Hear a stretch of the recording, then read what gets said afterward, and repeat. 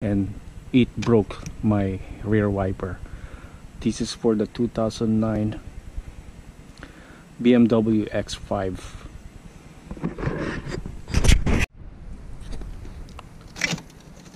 This one's broken. It doesn't turn anymore.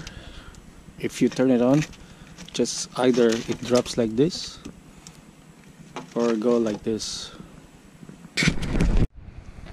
First,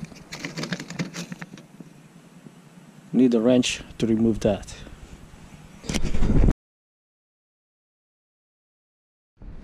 Size 14.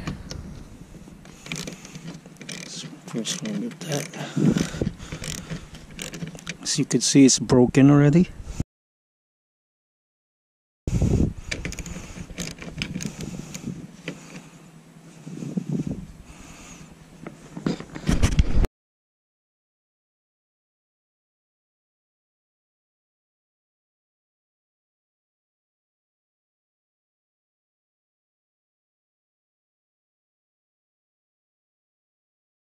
So you just tighten it up, not too tight.